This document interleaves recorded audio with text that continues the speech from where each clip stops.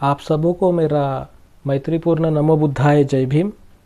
मैं आप सब लोगों का स्वागत करता हूँ अपने इस यूट्यूब चैनल में, जिसका नाम है एक कदम बुद्ध के धम्म की ओर।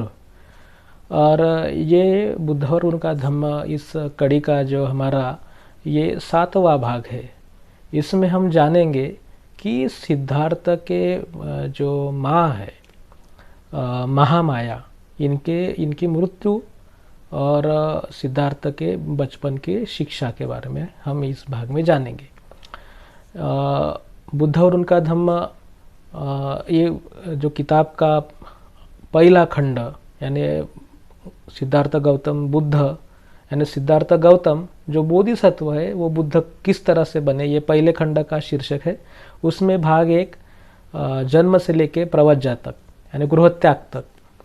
और इसमें हम आज देख रहे हैं, कल हमने देखा असित मुनि का आगमन, और अब हम देख रहे हैं महामाया, इनका मृत्यु और सिद्धार्थ के बचपन की शिक्षा के बारे में।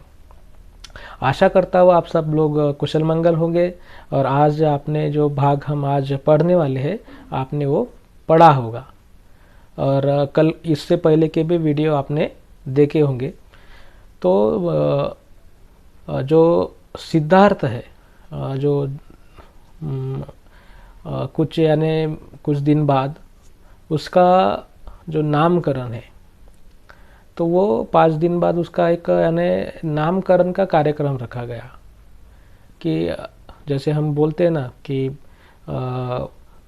कोई 1.25 महीना के बाद में, 1.25 मास के बाद में करते हैं, कोई ये परंपरा अपने धर्म के अनुसार है ना।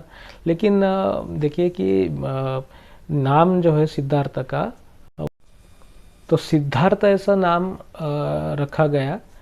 और उसका जो गोत्र नेम है वो गौतम था, तो वो सिद्धार्थ गौतम ऐसे जाना गया।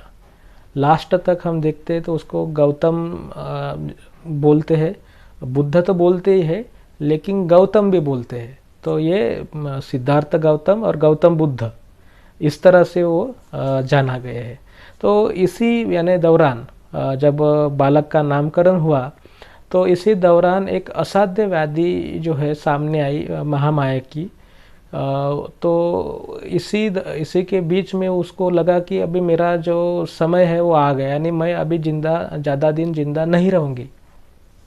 तो उन्होंने क्या किया, उन्होंने अपने जो पति है महाराजा शुद्धोधन, और जो अपनी बड़ी बहन है महाप्रजापति, तो ये जो लोग हैं ये यानी वो उसकी बहन भी है, बड़ी बहन भी है, यानी महामाया की, महाप्रजापति गौतमी ये जो बड़ी बहन है, तो उनको भी बुलाया। उनको बुलाने के बाद में उन्होंने बोला कि मुझे मेरे बच्चे का जो परवरिश है वो यानी अच्छा होगा कि नहीं होगा, इसके बारे में मुझे कोई सवाल नहीं है, वो आप लोग उसको संभाल ही लेंगे। अभी मेरा जो समय है वो लास्ट आ गया है, तो आप उसको अच्छा से समझाए, सिखाइए और अच्छा उसका ख्याल रखिए। और वो ये भी कहते हैं कि जो असित मुनि ने जो भविष्यवाणी की है वो सत्य होगी, तो वो उसको देखने के लिए मैं नहीं रहूँगी। तो ये ऐसा कह के उसका क्या हो गया, मृत्यु हो गया महामाया। सिद्धार्थ जब जन्म कर 7 दिन का हुआ, तब उसकी माता महामाया इनकी मृत्यु हो गई। और हम इसमें जो बताया है कि उसका जो यानी उनके घर में कितने बच्चे थे, यानी जो इस पुस्तक में हमको जिनके नाम आगे आएंगे उनके बारे में मैं आपको बताता हूँ। शुद्धोधन और महाप्रजापति गौतमी, इनसे भी एक बच्चा उनको प्राप्त हुआ जिसका नाम नंद रखा गया, यानी जो सिद्धार्थ के मौसी का जो बच्चा था नंद था। और शुद्धोधन का एक भाई शुक्लोधन, उसके 2 बेटे महानामा और अनिरुद्ध, ये दोनों, महानामा जो है वो सिद्धार्थ से बड़ा था। तो इनके भी जो वर्णन है आगे पुस्तक में आने वाले हैं। और आनंद, जिनको हम लास्ट तक देखेंगे, जो सिद्धार्थ गौतम बुद्ध के साथ में उनकी छाया के समान रहे, उनकी सेवा की। तो ये जो आनंद है वो शुद्धोधन के ही भाई अमितोधन इनके बेटे हैं। और जो देवदत्त है, जो इस किताब में तो आप यानी बुद्ध का नाम तो आप सब जानते हैं, तो देवदत्त का नाम भी आप जानते हैं। तो ये जो देवदत्त है वो अमिता, जो शुद्धोधन की बहन है, उसका बेटा है अनिरुद्ध। तो ये सब लोग यानी बुद्ध का जो जीवन है, उनका जो धम्म है, धम्म यानी धम्म प्रचार प्रसार संघ है, तो इनमें इन लोगों का जो नाम है वो आएगा। तो इस तरह से सिद्धार्थ का जो जन्म हुआ और उसके 5वें दिन उसका नामकरण रखा गया सिद्धार्थ गौतम। उसमें उसके 7वें दिन उसके माता का देहांत हो गया। उसने अपने बच्चे को महाप्रजापति गौतमी और शुद्धोधन को सुपुर्द कर दिया और वो इस दुनिया से चल बसी। तो हम अभी देखते हैं उसके यानी सिद्धार्थ के बचपन की जो शिक्षा है उसके बारे में।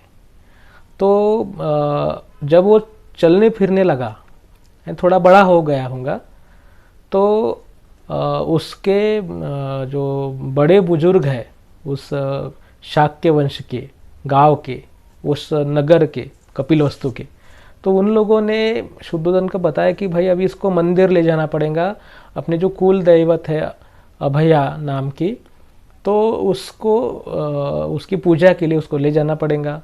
तो महाप्रजापति गौतमी ने उसको अच्छे से कपड़े वगैरह पहनाए और फिर उसने पूछा कि मुझे कहीं ले जा रहे हैं क्या। तो उसने बोला कि हाँ, तुमको मंदिर ले जा रहे हैं। तो वो थोड़ा सा मुस्कुराया और वो फिर चला गया। तो जब वो 8 साल का हुआ, सिद्धार्थ जब 8 साल का हुआ, तो जब मैंने आपको जो भविष्यवाणी महामाया के जो ख्वाब के लिए ख्वाब जो आया था, स्वप्न जो आया था, तो उसको जानने के लिए जिन लोगों को, जिन 8 ब्राह्मणों को बुलाया गया था, वही सिद्धार्थ के प्रथम गुरु बने। उन लोगों को जितना आता था उतना सब सिद्धार्थ को सिखा दिया। अभी सिद्धार्थ को और सीखने की ज़रूरत थी। तब उदीच्छ देश का एक बड़े ही श्रेष्ठ वंश में जन्मा हुआ। देखिए इसमें भी वैसा ही वर्णन है, बड़े ही श्रेष्ठ वंश में जन्मा हुआ है ना, ऐसा यानी वो वर्णन है। तो बड़े श्रेष्ठ वंश यानी जो वो ब्राह्मण होगा तो वो सब्बमित्त, तो वो जो एक विद्वान था, सभी शास्त्रों में पारंगत था। वेद उसको आते थे, वेदांत उसको आते थे, भाषा शास्त्र का वो विद्वान था, व्याकरण शास्त्र का वो विद्वान था। तो और ये भी नहीं, तो जो दर्शन है उस समय में जितने जो दर्शन शास्त्र थे, जिन लोगों ने कुछ ऐसे यानी मान्यताएं जो अपने खुद के सिद्धांत जो रचाए थे, तो उसका भी वो बड़ा ही विद्वान था। तो ये सभी चीज़ें उसने सिद्धार्थ को सिखाई। तो मैं यानी जो मैं आपको जो बता रहा हूँ, आप सबको वो जो सब चीज़ें ना, सभी ध्यान से सुनना है और ध्यान में रखना है, क्योंकि ये जो सभी जो चीज़ें हैं ये इस तरह से बताई जा रही है जो अपने को किताब के लास्ट तक, यानी बुद्ध का धम्म समझने के समय तक अपने को सभी वो चीज़ें रिलेट करनी है, उसको जोड़ के चलना है। तो आप सबको ये वो जो चीज़ें हैं वो ध्यान से सुनने की आवश्यकता है और उसको याद रखना है। तो वो जो सब्बमित्त है, इसने जो सभी जो चीज़ें हैं, वेद है, वेदांत है, भाषा शास्त्र है, व्याकरण शास्त्र है, तो ये जो और दर्शन शास्त्र, तो ये सभी चीज़ें बुद्ध सिद्धार्थ को सिखाई। उसके बाद में भारद्वाज नाम का एक ऋषि है, उसने सिद्धार्थ को ध्यान किस तरह से किया जाता है ये चीज़ सिखाई। और वो जो भारद्वाज है वो अलार कालाम इनका शिष्य था। और भारद्वाज का आश्रम कपिलवस्तु में था, वो आलार कलाम का भी नाम आगे आएगा। तो ये सभी चीज़ें यानी उनके पास में देखो, अभी सिद्धार्थ के पास में किस किस का ज्ञान हो गया। उसने 8 गुरुओं से कुछ सीखा जो 8 गुरुओं को आता होगा। फिर सब्बमित्त ने उसको भाषा शास्त्र सिखाया, व्याकरण सिखाया, उसने दर्शन शास्त्र सिखाया, है ना। तो ये सभी चीज़ें, वेद सिखाए, वेदांत सिखाए, सभी चीज़ें उसने सिखाई, क्योंकि वो बड़ा ही श्रेष्ठ विद्वान था उस सभी शास्त्रों में। तो और बाद में भारद्वाज जी इन्होंने सिद्धार्थ को ध्यान कैसे किया जाता है इसके बारे में शिक्षा दी है। तो हमने आज देखा है यहाँ पे कि महामाया इनका मृत्यु कैसे हुआ और बचपन की सिद्धार्थ की पढ़ाई। तो आशा करता हूँ आज का भाग भी आप लोगों को अच्छा लगा होगा, समझ में आया होगा। और इस आई बटन पे क्लिक करके आप बुद्ध और उनका धम्म के जो हमारा जो प्लेलिस्ट है उसके सभी वीडियो आप देख सकते हैं। और आपको वास्तव में भी जाके जो दूसरी प्लेलिस्ट है उसके भी वीडियो आपको देखना है, क्योंकि वो भी कुछ ऐसी स्थितियों के बारे में बताए गए हैं जो प्रासंगिक है। प्रासंगिक में जाके वो आपको देखना है।